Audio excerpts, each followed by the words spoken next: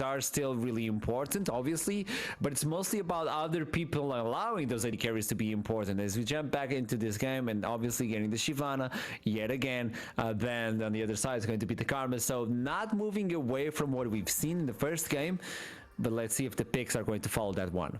Karma is actually something that very perfectly fits into your definition of the champion that allows somebody else to shine, and she's, apart from the jungle, she's the strongest thing that can allow this composition to work. But speaking of that, continuing on our thoughts, here comes the Volibear, here comes Aphelios, so, you know, getting out some very strong champions already. Maybe could see the Hackering still being taken away. No, deciding to go with a Thresh in the end for the bot lane. Okay, focusing on very different lanes with the first set of picks currently.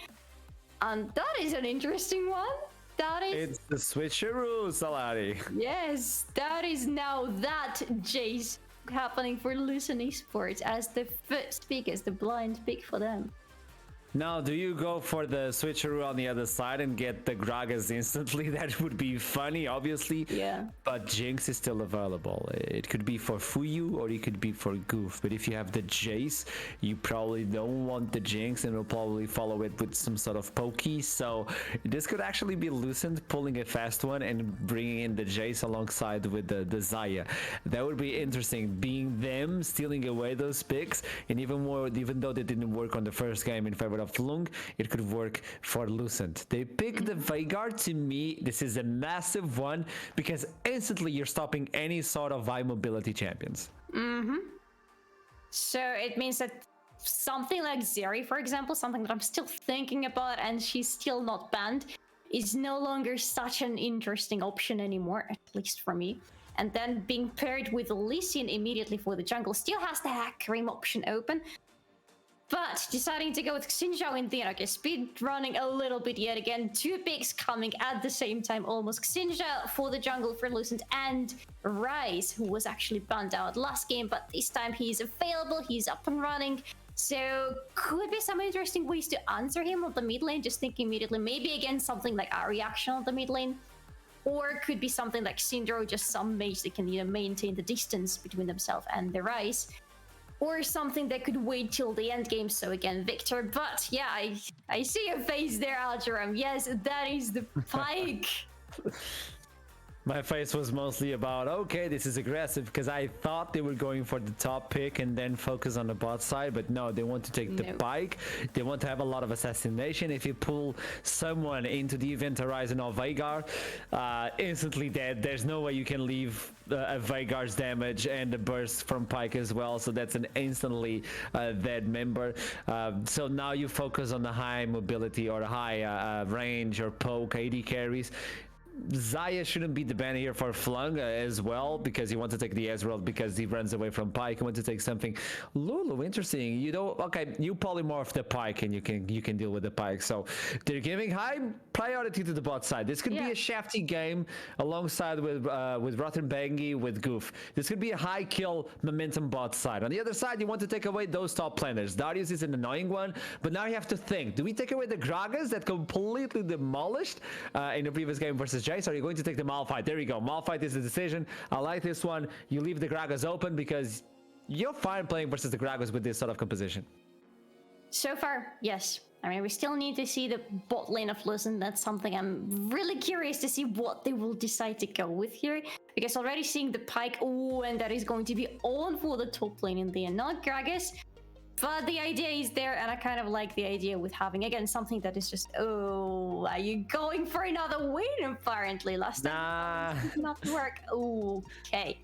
Answering the Pyke with Seraphine, who can feel pretty safe. Oh, that's not just any Seraphine. That is going to be Seraphine for Fuyu, apparently. Working instead of a full-on AD carry for Lucent Esports, going together with Nautilus on the bot lane. I'm pretty excited for this one, to be honest. That's such a refreshing answer to the Pyke bot lane. Is it going to be? It's going to be Veigar for the bot lane. Yes. Okay. I think they switched it at the end. They adapted. Yeah, you couldn't bring an AD carry to the bot side. There's no way you were going to get kills. Probably you could go for the Caitlyn, but then you put yourself in a position where Nautilus can hook you and Seraphine can follow it up. So yeah, you need to protect that AD carry, or might just bring in the Veigar, and that's more than enough. And Tryndamere in the mid lane to deal with the Ryze, but now you're forcing Ryze to go for more tanky build, so you don't deal as much damage. Oh, there's a lot to talk about in the Champion Select, Solid. There's a lot to talk about. So I'm going to let you talk about first, but I was just going to say the buff in terms of damage is in favor of Lucent because they overed Pantheon, and that's how we work. Okay, fine. I'll go with it. I will not elaborate on this point of yours. I'll let you be happy about your Pantheon. But the bot lane Odyssey looks so intriguing to me right now. I'm absolutely in love with what is going to happen there, because definitely that looks like the very last moment decision to change Veigar to the bot lane, because really what else can you put against Seraphine if not something that does pretty much the same job, stays afar and works as the AP major artillery. So usually I would say we expect to see something like Seraph working against Seraphine, because the idea is pretty much the same. The range will be pretty much the same. You can stay safe, you can try to poke out, balance it out a little bit on the lane. Veigar, I'm pretty sure the idea will be the same and it will still work out. It will be rather interesting how these supports will try to work this around, because I definitely can see the chemistry between Seraphine and Pyke in terms of how well they synergize together with the hook and with the immediate control they can follow up if Seraphine has the passive charged up. With Pyke and Veigar, okay, no, I think the idea is pretty much the same. No, it's a very mirror one bot lane. I will have probably my eyes set on this one. But then the mid lane is something that will wait, I think. You can disagree with me here, but I mean, Ryze, obviously, that's just the champion that... Why are you so happy suddenly? No, I like that. You can't disagree with me. I didn't say anything. I'm listening, Solana. I was just listening. I'm always open for a discussion, Ooh, and somebody's always open for some cheesy tactics, apparently, here in the bot lane looking at Fløng. But when you look at Ryze, you immediately think that, yes, that is the champion that is going to wait. Ooh, that is worth it. Don't just stand there. Recall right now. But then Tryndamere, standing against Ryze will not be a very easy thing for you, because you can have all the sustain you want, you can have all the mobility you want, but you will still suffer simply because that is the ranged champion you're standing against, and the ranged champion with the control, dare I even say. So yeah, you just play the waiting game, you play till you wait till you have the level 6, and then you feel a little bit more comfortable, and then you can, like with Tryndamere that you send on the mid lane, you can pretty much choose what you do later in the game. It can be a very heavy side lane influencer, it can be a very heavy team fighter. Lots of options here. I could honestly imagine that one being more of a team fighter, just looking at the goals he brings on the table. But we need to wait and see how it's going to work. But before we continue, welcome to the second game of today. Not the last one, definitely. How many more we'll see, that is a big question. But let's first see how this one is going to look like. This is an interesting one, also because you don't have a lot of damage for Lucent. Either you get Casapina alongside with Acres Ahead, or even Syntax. One has to massively get some sort of lead, because on the other side you can just burst them down. I think Rottenbangi is looking for more of a roam potential with this sort of pick. He wants to get away from the bot side. As soon as Goof is getting himself some sort of leads, almost getting the depth charge, but as soon as you get yourself some sort of lead for Veigar, you can just go back. You can farm underneath the turret. You're just stacking away the Qs, because Seraphine is not looking for kills. She doesn't have that sort of damage. So Veigar is comfortable farming. And if you leave Veigar to farm for at least 20 minutes AFK, You don't do it, my man. Never.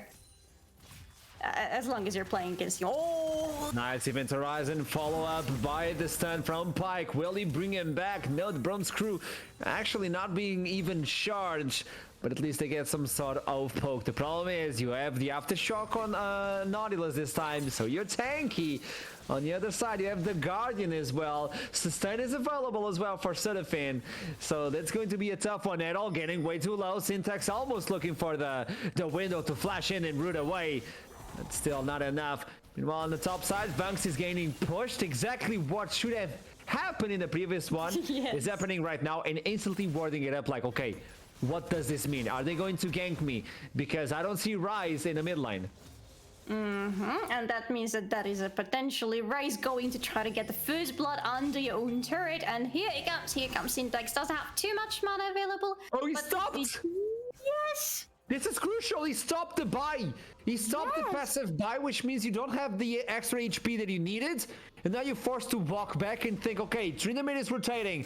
And Shinzao as well. It's going to be a 3v2, but Tryndamere is going to arrive sooner. If they take any sort of damage from the turret, this might bite him in the back. And Syntax is getting way too low. First blood comes in. It's going to be for Lucent. And now Edel is alone on the top side. Wind becomes lightning. Akers has to be really careful to help this one. They need to buy time to the ghost go away, and then they can re-engage. Teleport comes in from Branks. He might get close to this equation, and now Akers is going to take him in the end. So 2 kills away for the Jace. We talked about this. Someone needs to get the lead in Lucent, and Jace has 2 kills. Because if you look between the top lane and the mid lane, who do you want to feed more? With Rise, he will still have a lot of damage and he will still be very powerful, even if he decides to go with a tanky build. But the problem with Rise is that you need to wait for him to become the hyper carry of the team. He will have a lot of damage, but again, you need to wait more towards the later half of the game. With Jace, if you manage to get an early lead on him, you can start popping this machine off much earlier because he has much more early game potential compared to Rise. So you put your bets on the top lane. Yes, that's a lot of damage. And that is going to be a lot of damage because, yeah, 2 kills already, putting your bets on the top lane, and it could just work out for you perfectly. Oh, here comes the roaming pike. The roaming pike with the ignite as well. Seraphine is there to help with the flash from Zim. Everybody collapse on the man lane. Hedel will definitely go down. Rottenbangi has his flash available. Goes underneath the seas to try and get some sort of sustain. And where's Shafty? Shafty has to be faster. He's cleaning all the jungle, but there's no sort of pressure. Oh, ho, ho, ho. Your back was heavy with that one. You felt it. But look at the top lane. Look at Casapina going. He wants to give another kill to Akers apparently, and they will. Oh, beautiful cancel. The double below's breath is going to slow them down. They want to give this one to Akers yet again. 3 kills. The rotations coming in from Lucent are massive. They're not stopping in the lanes, and even though you have a Veigar, you have a Tryndamere into the late game, it's already 4-1. Exactly. It is just, you take your top laner, oh my god, wait, you take Seraphine and you lock her and you force out the flash of her. Could have been a kill even, but nope, not continued. And here comes the first Drake, so we're not going to have Hextech Soul in this game, but at least they have the first Hex Drake finally. Oh, the replay of what happened in the mid lane with Pug coming in, and look at that hook, look at that. Seraphine working...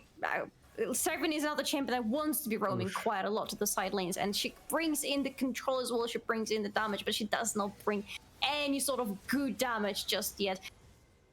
And with Emerald coming in, I don't think he had the ultimate, because he was pre-level 6. I somehow missed the levels when we approached this fight, but I don't think he had the ultimate, and with him jumping in immediately onto Rise and onto Seraphine, it's not the situation out of which you can get alive.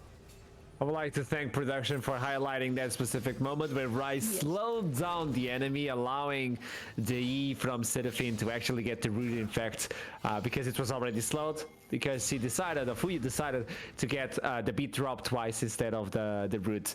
Lovely team play so far from Lucent. Rotating non-stop, getting the advantage on the entire map, and even though Lee Sin is ahead by 15 minions, what does this translate into? Pretty much nothing so far for to tip the scales, as Akers finally getting way too much damage, dodges away the knock-up. Below's breath is there, but there's no follow-up with the flash. And instantly Casapini is there. Do you need my assistance? No, you're fine, okay. Eclipse is almost already bought in favor of Akers. And we're sitting in at 8 minutes in. But there's 3 members coming to the top side. Casapini is going to spot one of them. And the sweeper is going to reveal the second one. Vex is going to get pushed away from the hammer. Casapini is locked. 1v2. That's the kill for Shafty. And meanwhile, what a snipe from Akers. Getting the 1-for-1 in the end. Okay. That is definitely not the outcome that Fløng were looking forward. to give another kill to Jace in the end of all this action at the top lane. I think the initial idea was completely the opposite, but here we come. 8 minutes in the game, 4-0 goals already. That Jace already with the Eclipse, with the first mythic in the game available for him. That is already an unstoppable machine. So you need to approach top with a lot of careful movements, very careful ones. And when we come to the team fights, it definitely will be the #1 priority for the focus for the whole of Fløng. Try to freeze the wave, not accomplishing it. Well done by Rottenbangi, stopping that away. Still no boots for this Pyke, who wants to roam as much as possible. And in the end, it's up to Errol to actually get the roam. Undying Rage is there. Beautiful hook coming in from the Pyke. The follow-up, and there's the Encore getting Errol with the charm. And meanwhile, Fuyo doesn't want to let these guys go away, but he has to. Goof so far farming unattended 87 minions. Oh. Can I take a peek at what is this passive right now? I want to see Veigar's passive. 62, it's not a lot, but he's certainly getting there. That is exactly what you were talking about in the beginning of the game. Leaving that Veigar unattended, just letting him farm freely. And he's left to farm pretty freely because, yeah, there is Seraphine, yeah, there is Nautilus, but first of all, they both roam pretty often. I don't think we've seen either of them getting away from the lane without the other one. And secondly, there is no really jungle pressure anywhere at the bot side of the map, which means that Veigar is something that actually could be put against that Jace when we come to the team fights later. Oh, here comes the Horn comes in, the Bulls crew gets the stun, gets all away from it as Akers flashes away. The Ignite is burning, but they do get a peek because of the Ignite that someone was else approaching, so they have to let this one slide. Akers with the Eclipse will get himself sustained in this little fight, as Syntax is there to help as well. They know Pyke is still looking for something at that bush. The Power Slam is ready to take someone down. The hammer with a lot of damage for you. Ooh. They connect. They just spot each other. It's fine. Meanwhile, Veigar farming away on the bot side. The winning condition is to let this Veigar getting ahead. Oh, we're getting caught here, and that is going. That is not going. Nope, not even. Oh, challenging smite. Okay, not what I expected, but I absolutely love the outcome. Okay, here comes the kill for Shafty. And here comes a lot of turret plates actually for Veigar. Not just letting men farm freely, but also giving him absolutely free gold for his pockets, for his food items. That is a big problem that you might want to address right now, because later it might be just too late to do something about it. Ooh, more action on the top lane! Ekker's getting focused now. They know they need to stop away this Jace, but Syntax is there to help, and now running with the tail between their boots instantly. That's a beautiful shot, but it's not enough to take them way too low for that execution range. Ekker's actually needs to be careful. He doesn't know that Pyke is there. He does go back, and they need to buy enough time. Fløng is mostly about time. Meanwhile, Lucent wants to finish this as fast as possible. You have the Ornn on the other side. You have the Veigar on the other side, and even the reset CD for Pyke. So you want to slow down this game. Shafty is trying to speed it up, but the problem is going to get a speed recall to base by looking way too deep. They have wards on that part of the jungle, so why are you there? Good question that nobody would be able to answer, but somebody might, just because he comes Syntax with, oh my goodness, some control, but you're stuck, mate. Phase rush. Stuck at home? I am speed. That's exactly what Ryze screams. Meanwhile, Goof, Apparently. lonely on the bot side. Look at him. Aww. He's taking everything that he wants. The little Yordle takes whatever he wants, and he takes the turret because he wants the turret. But that one is going to... Yeah, no, wait. It was No, first the one never at the for top Lucent, was yeah. this one, yes. Oh. That's a cherry on top of the cake, as Lucent are just finding everything across the map. But if you look into the gold difference, it's not that big. It's only 2,000, less than 2,000 in the end of the day. And Vanks is farming away. He just needs to be tanky. He goes in for some reason, and he goes down for the same. Now they have 4 members pushing the T2 on the top side, but there's no minions, which allows the enemy team Fløng to get access to the second dragon. Previous game, it was Lucent looking for all the dragons. They controlled all of the dragons, and now they're giving them away. There's still a big window for Fløng. Yes, because it's not just the dragons that have been left away for Flong, it is the whole bot side of the map that has been left out for them. Because Lucent, yeah, they are focusing on acres and on the top side of the map, but they might just be focusing a tiny bit too much on that. Because look at what's happening on the bot lane. One turret is down, second one is already being attended by Errol. You have again Vigor just farming up. We're having the most farm out of anybody in the whole game, and he will just continue doing that. He'll keep on going until he turns into a very small but very unstoppable machine. So that is something that, yeah, you are winning currently, you are in advance everywhere, but it might change very rapidly. Oh, and Vanks knows he's going for the late game. He didn't even win for the Frostfire. He went straight up for the Sunfire. So now he's allowed to bring in the Steel Caps and still get additional tenacity. There's not a lot of stuns. You do have the Nautilus, the Seraphine, and you do have the Rise, but you can deal with those only with the Sunfire passive. Meanwhile, Akers is going to get pushed away. That's the execution. The Reset City is available if they want to do so. Goofy with the Primordial Burst gets the shutdown. Fløng, they stop the bleeding. They're getting ahead now in terms of farm as well. So everything is going smoothly. They only needed a Yardle to get ahead. Yes, they got some juicy gold in their hands. They're looking actually for more potentially because Fu is here alone and he does not know what's happening here. There is no vision available in this part of the map. Oh, here it comes, but doesn't continue. Yeah, there is up. Oh, okay, no, there is some vision available for Lucent on the bot side of the map too, but it's not compared to what was happening a little bit earlier at the top side of the map for them. So again, Lucent are currently still in advance. No, they're not. Look at the gold difference. It's not in their advance anymore. Flong have the gold advantage in their hands. They stopped the bleeding. They stopped it very successfully though. Some shutdowns, a little bit gold here and there, some turrets, and boom, look at them. Feeling much better on the map already. Now they can try to answer on the top, which is exactly what's happening with Earl going there and stopping the actually turning around the minion wave completely. And now they can afford to have the fights for the next objectives because there is the next herald that is going to pop up soon, and then you can be prepared for the third Drake of the game. It's the opposite when you look at Vanks and when you look at Fuyu and you take a peek at Goof and Akers. Both members sitting with more than 7,000 because they got all the plates. On the other side, they're really low, like Ornn and Seraphine, because they were not able to get anything. They were not able to secure anything. So gold is completely shifted as Syntax is going to get caught, kicked away against the wall, gets the Everfrost. The CC is not available, but so is not your HP. So in the end, they have enough damage. That's the thing. Are you going for the Everfrost? Are you going for the tanky build? Or are you going for the more damage-wise build with sustain as well built in? But because meanwhile, Fløng are waking up. This is a team that goes for the late game. They will take Lucent down.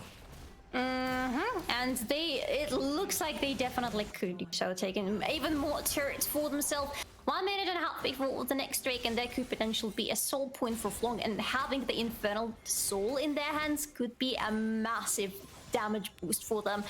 Not something that everybody necessarily will need, looking at Goof again, the little Yordle already has the Everfrost, and he is apparently going for the Rabadon already. He will have all the damage in his hands that he needs, but you know, a little bit of additional boost never hurt nobody. And now they have some advancement on the mid side. The top side of the map is currently also in their hands, something we haven't seen from the beginning of the game. So they have everything. All of a sudden, boom, the game turned in a completely different direction. Now Lucent need to be careful, and they actually need to answer what's happening on the map. No, they have to slow down the game as well. They are the ones that need to slow down the game. They know that Fløng are finally getting access to what they need. Rabadon's F cap will be available for Goof in a few minutes. But meanwhile, on the other side, look. 3 tiers stacking up, almost all of them already completed. You already have the man mute for Jace, and then you look at Rise and you look at Seraphine. I know Seraphine is going for the Archangel. I just need to know if Rise is going for the same or if he's going for the Fumble Winter. I don't know if this is a tanky Rise because there's a lot of AD on the other side, and if you build some sort of a Frozen Art alongside with a Fumble Winter, that is going to be a tanky Rise, and you still did a lot of damage. Because you have sustain and all that, I do believe you have enough time in the fights to make that build relevant. One of the big issues of tanky Rise is when you don't have enough time in a fight. he will be allowed to have enough time in the fight. It looks like this. Way more action happened. On Horn looking for the squishy. It's Fuyu getting the perfect ultimate, slowing everybody down. But look at Fløng. They're always stopping. They're all collapsing on one member. The reset city is over there. And it's a complete ace. It's a complete bloodshed in favor of Fløng for the first time. Oh, speaking about having the first game to wake up a little bit and having the second game where you finally show your teeth and claws, here are Fløng showing all the fangs and the claws they have, and they have a lot, taking down the dragon, securing the soul point for themselves, proceeding to take down the turret on the mid lane, something we saw in the previous game already, but from a completely different angle. So that fight was definitely very glorious for Fløng. And we're going to see the replay because I want to see exactly the moment when it started, because here was some slows happening, some ultimates happening, and then boom, shoved it flying in immediately, or flying in immediately for you, having to get away because he's so low, but not managing to do so because Earl is on the hunt. And then the beauty is how they're taking everybody one by one in that fight, which is something you expect from them, having champions like Lucent, like Pyke. They want to focus on one champion at a time and, you know, jump from one to another. And they were allowed to do so in this fight, and they executed it perfectly. I was talking about getting enough time in a team fight, but they got deleted instantly. If you take Fuyu away from this one, it's really complicated because they still haven't bought themselves those mana items. The Seraphine is still not available, the Fumble Winter is not available, and there's not even a mana immune fully stacked. That's a lot of damage, yes it is. The Shock Blast took a liver away from Errol, but it's not stacked. It's almost there, but it's still not stacked. So they need a little bit more time before they can force these ones. And the Seraphine's ultimates, yeah, she was singing, but only one person listened to that ultimate. So that's not what you wanted. Rabadon's is online, so Veigar is sitting at what, 380, 400? Oh my dear Timo, that's a 600 AP Yordle. Oh my goodness, that is one very small but very dangerous Yordle. You do not want to be anywhere near him at this moment. It definitely looks like an absolute top priority to get out of the fight for Lucent. Problem is, how do you get close to something like that? Because he's going to try to stay in a safe position. He's going to try to avoid anybody approaching him, and his whole team is capable of stopping anybody from getting close to that Yordle. But can anybody from Lucent actually try to get up to him? Because I'm looking at Akers and Syntax, who have the range to try to get to him, but I'm not sure if they have actually the damage to do something about it. At this point, it's about finding a pick. You don't even want to fight the 5v5 because of Event Horizon alongside with the Bones Crew and the Horn, that's something you don't want to fight right now, especially with that sort of a lead. Cyrilla's Grudge coming in clean for Errol, so it's not even about the attack speed anymore. It's about, okay, I know you guys don't have a lot of armor. Obviously, there's the Randuins coming in for Casapina, but I don't care about that armor. I just want to slow you guys. I just want to get damage in, and I just want to get like those whirlwinds. Helicopter from Tryndamere. And thank you, production, for highlighting. Finally, Fumble Winter is online. Yeah, so that is going to be that exact build that we were discussing. I mean, it makes the most sense for Rice to go here, as you told us already about. And the only thing is, again, as you said also, he needs time to be able to execute, to put the damage on the table. And the main provider of the time, wait for it, Zimbari going on to Shafty here. Are you sure about that?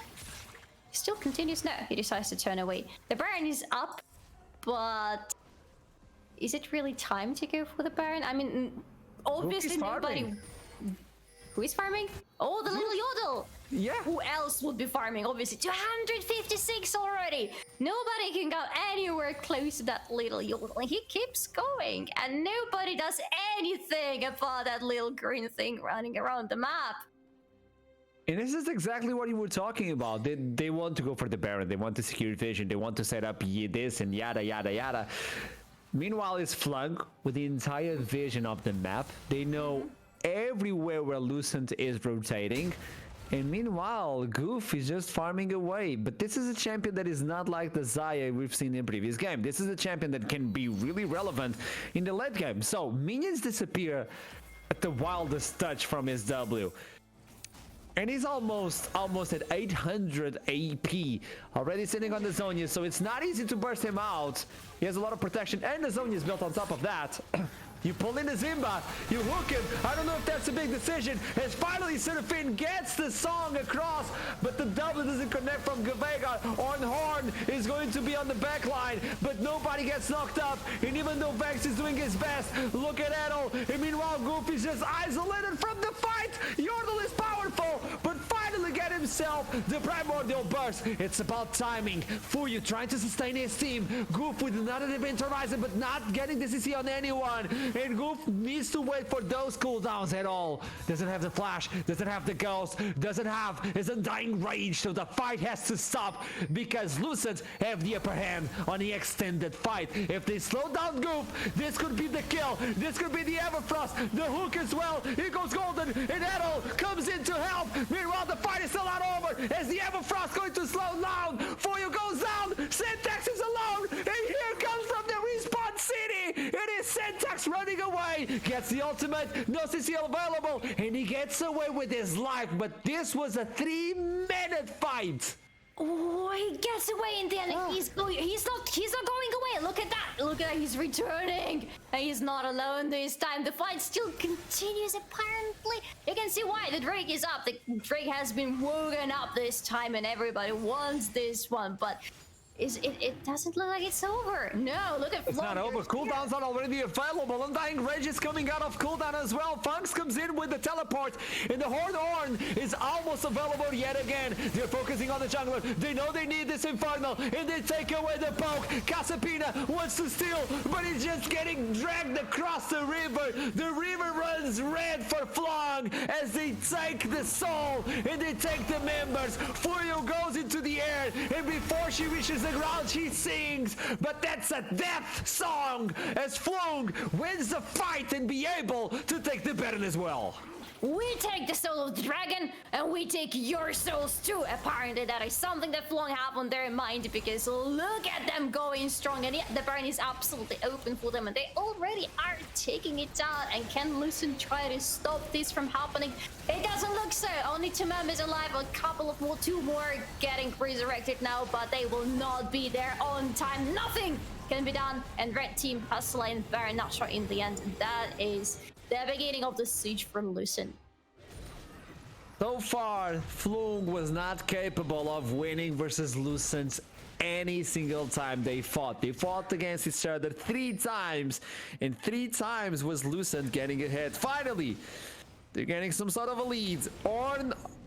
Augments are coming in as well. Veigar is already evolved. He's sitting at level 15, so I don't think that's the only one who's going to be involved, but I'm not seeing any other item. I do believe he still has the passive available if he wants to level up another member, because he just got Goof. Yeah, he does have one, so let's see what he decides. Probably the Gale Force coming in from Errol, who's now sitting on Navari Quick Plays. This item is specifically made for Tryndamere. I hate it with all my being because I hate Tryndamere, but it makes so much sense. And look at this! This is a Shock Blast on supposedly the weakest member in terms of HP. It took nothing because he went in for the Anatomist Chains. Oof. Wait. Oh, no, we're not going to have the follow on the Shafty going in, but look at Fløng. They have something that we said about Lucent in the previous game. Oh wait, is it going to be Achilles? Yes. Akers was the one with the lead at the beginning of the game. We talked about this. Someone needs to get the lead, and Gex actually needs to carry this one. Zimba gets so much HP coming in from Fuyu.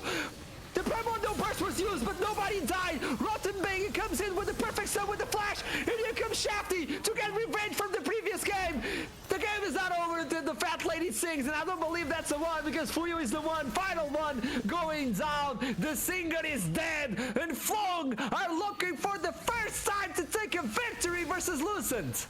Yes, only 2 turrets are what is standing between them and the first victory for them for today and for every time they were meeting with Lucent.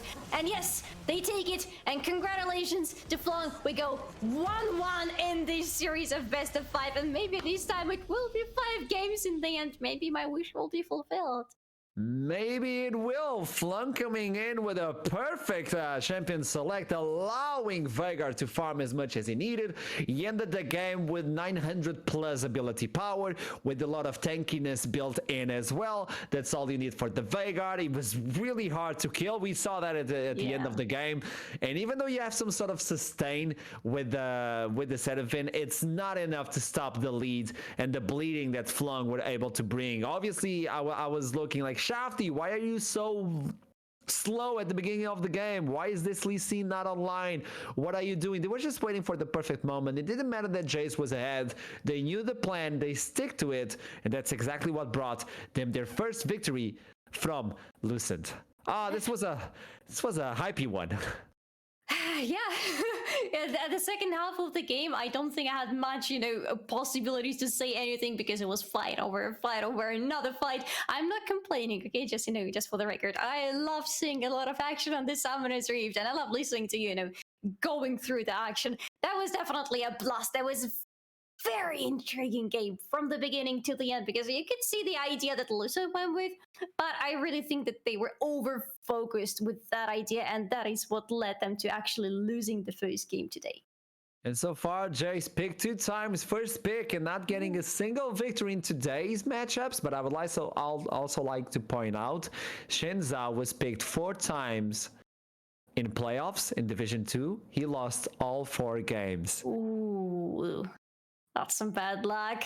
I'm just saying, so it's about adaptation. In the previous game, Fløng was capable of adapting and bringing a spicy composition.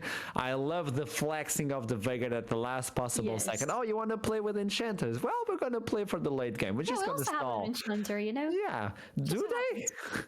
What enchanter did they have? I don't know. They had the burst, and that's more than enough, and they slowed down the game, and there you go. So we're going to toss it to a break, Solari, are we? Why not?